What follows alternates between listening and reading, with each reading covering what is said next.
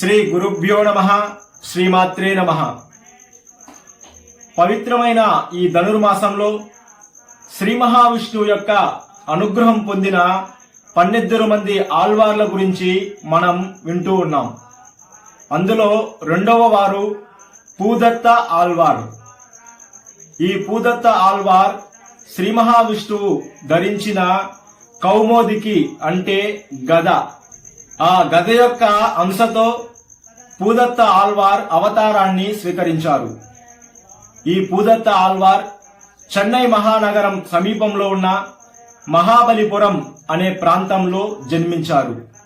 ఈ ఆళ్వారు బండి గురువింద పువ్వు అంటే మాధవి కుసుమం అనే పువ్వు నుంచి జన్మించారు. అందువల్లనే ఈయనకు పూదత్త ఆళ్వార్ అనే పేరు వచ్చింది.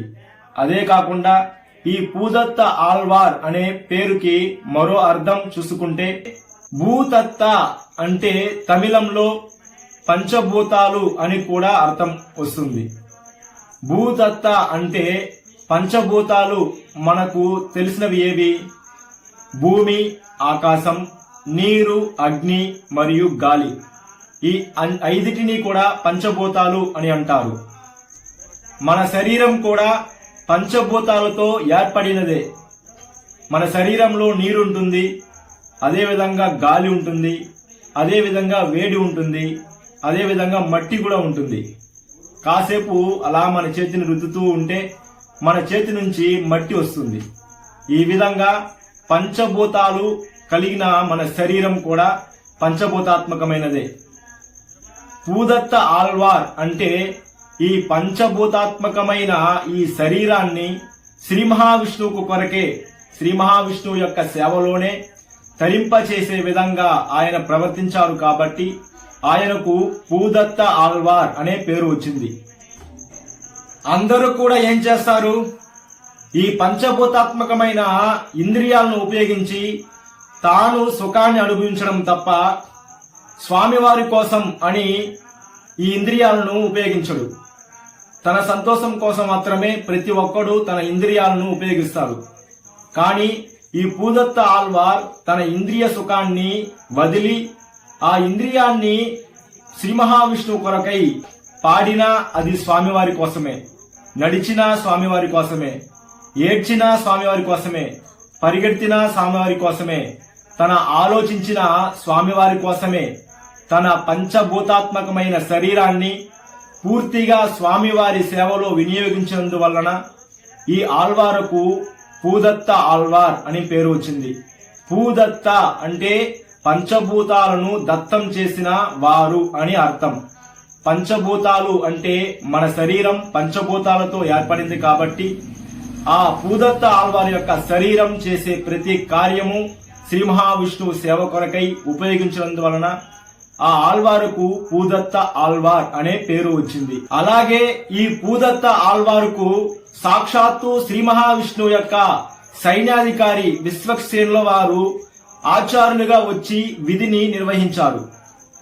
ఈ పూదత్త ఆళ్వార్ రచించిన దివ్య ప్రబంధాలలో 2వ తిరువందాదిలో 100 పాసురాలు ఉన్నాయి. 108 దివ్య తిరుపతులలో ఈ పూదత్త ఆళ్వార్ 13 దేవాలయాలకు మంగళాశాసనం చేసి ఉన్నారు. అంతేకాక అనేక దేవాలయాలకు తమ అమూల్యమైన సేవలను, స్తోత్రాలను అందించి మనలందరినీ కూడా భక్తి మార్గంలో నడిపిస్తూ ఉన్నారు. ఈ పూదత్త ఆళ్వార్ తిరుమలలో వేంచేసి ఉన్న శ్రీ వెంకటేశ్వర స్వామి వారిపై 11 పాసురాలతో మంగళాశాసనం చేసి ఉన్నారు. అందులో ఒక పాసురం ఇలా ఉంది: పరమపదంలో దేవతల చేత నిత్యం స్తుతించబడే పరవాసుదేవుడు త్రేతాయుగంలో శ్రీరామచంద్రుడిగా అవతరించి సాధుజనులను రక్షించి రావణాసుడిని సంహరించాడు. ఆ పరాత్పరుడే కలియుగంలో సకల ప్రాణులను రక్షించడానికి ఆ తిరువెంకటాచలంలో నిలిచి ఉన్నాడు. ఇలా 11 పాసురాలతో ఆ తిరుమలలో వేంచేసి ఉన్న శ్రీ వెంకటేశ్వర స్వామిని 11 పాసురాలతో మంగళాశాసనం చేసి ఉన్నారు. ఇలా అనేక పాసురాలతో అనేక దేవాలయాలలో మంగళాశాసనం చేస్తూ మన అందరినీ కూడా భక్తి మార్గంలో నడిపించడం కోసం ఆ శ్రీ మహావిష్ణువు యొక్క కౌముదికి యొక్క అంశతో పుట్టిన వారే ఈ పూదత్త ఆళ్వార్. ఇలా అనేక పాసురాలు చేస్తూ అందులో తమిళంలో ఒక పాసురం ఇలా ఉంది. ఎవరెవరు ఆ శ్రీ మహావిష్ణువు యొక్క పాదాల చెంతకు చేరుకోగలరు అని ఈ పాసురంలో మనకు స్పష్టంగా తెలియజేశారు. అందులో వారు ఇలా చెప్పారు. అరిందైందుం ఉల్లడెక్కి అమరర్ కొండార్ వంశదైంద మనత్తరై సేవే అరిందుం అవనదన్ పేరోది ఏత్తుం పెరుదవత్తోన్ కాన్బోరే కారోదవన్నన్ కయల్. అంటే నీలమేఘ శ్యామ వర్ణంతో మెరుస్తున్న ఆ పాదాల చెంతకు ఎవరు చేరుకోగలరు అన్నది ఈ పాసురంలో ఈ పూదత్త ఆళ్వార్ చాలా చక్కగా అందంగా తెలియజేశారు. ఈ పాసురానికి అర్థం ఏంటి అంటే, పంచభూతాత్మకమైన ఈ శరీరం అనుభవిస్తున్న ఇంద్రియ సుఖాన్ని వదిలి ఆ ఇంద్రియాలు చేస్తున్న ప్రతి కార్యము కూడా శ్రీ మహావిష్ణువుకు అర్పించిన వారే మాత్రమే శ్రీ మహావిష్ణువు యొక్క పాదాల చెంతకు చేరుకుంటారు అన్నది ఈ పూదత్త ఆళ్వార్ ఈ పాసురంలో వివరించి ఉన్నారు. ఈ పాసురంలో చెప్పినట్లు మనందరి ఇంద్రియాలు కూడా ఆ శ్రీ మహావిష్ణువు యొక్క పాదాల చెంతకు చేరుకునే విధంగా మన ఇంద్రియాలను ప్రేరేపించమని ఆ పూదత్త ఆళ్వార్ యొక్క పాద పద్మాలకు నమస్కరిస్తూ కాంతాయ కళ్యాణ నిధే నిధేర్థినాం శ్రీ వెంకట నివాసాయ శ్రీనివాసాయ మంగళం. శ్రీమాత్రే నమః.